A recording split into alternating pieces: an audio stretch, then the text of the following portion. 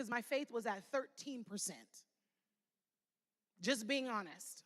And if not for that covenant community, I don't know if I'd still be here right now. Like, I'd still be alive, but I wouldn't be in North Carolina. I had to lean on them to hold me up, just like that man on the mat had to depend on those four to get him where he needed to go.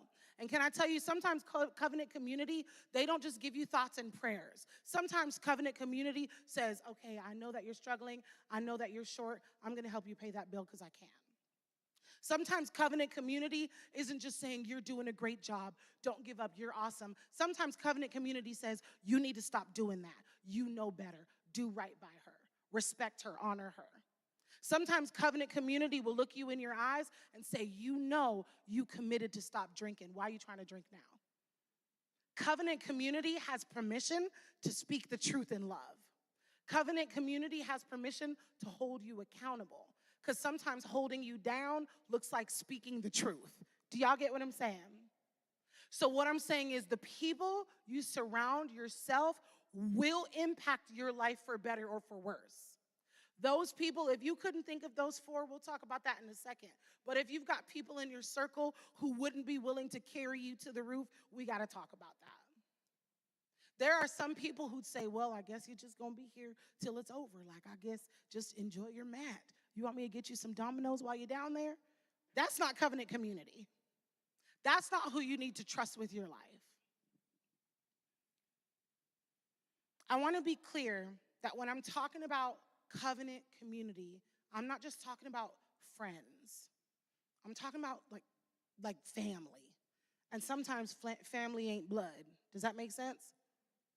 All right, y'all talking like all of your families are functional. Okay, as someone from a dysfunctional family, sometimes family and I, we ain't got the same blood type. And so when I said earlier, you are not a victim of your circumstance, I'm saying I know those things happened. It's not your fault, but you've got to move on. You've got to grow. You've got to curate the community you want. If you can't think of those four people who would hold you down, you are empowered by Holy Spirit to cultivate the community you need. Who is living life that you would like to live? Who is living in a way that you aspire? I need you to pull them aside. Who is someone that you see them and you admire them and you want your marriage to look like theirs, but you and your wife can't stop fighting? Cultivating covenant community looks like you pulling that gentleman aside and saying, help me, man. I don't know how to talk to this lady. She's crazy. You get to curate and cultivate the community you need. So a part of cultivating community is cutting off whoever you need to cut off. It's having the wisdom to know this is stopping me from growing.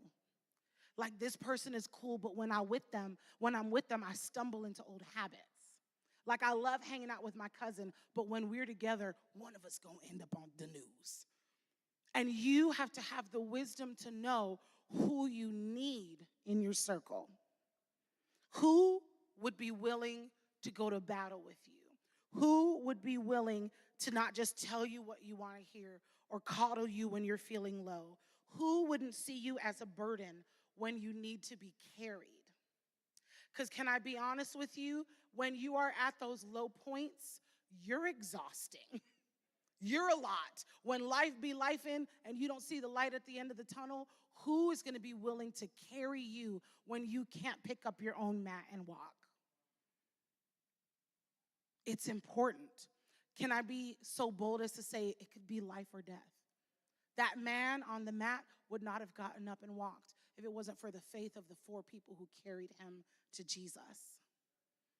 And so for you, picking up your mat and walking might look like surrounding yourself with people who'd be willing to carry you when you need it.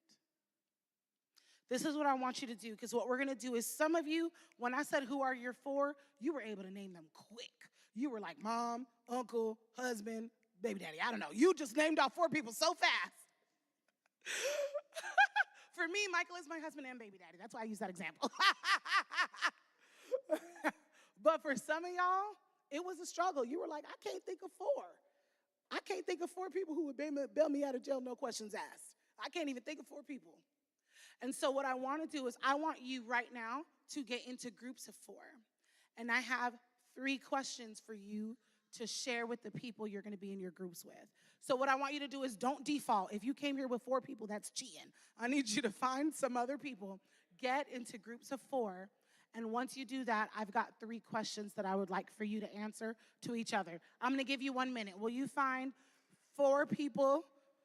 Well, you plus 3 other people, get into groups real quick, and I'm going to give you these questions. Quick, quick, quick. Zay, you got to go with Amanda and Duncy, or unless Duncy wants to leave. Okay, she's right there, yeah. Cadence, take one of the boys, and then y'all be a group. Georgie. Yeah. There you go. Susanna, why don't you go in this group? Go with Alexis. There you go.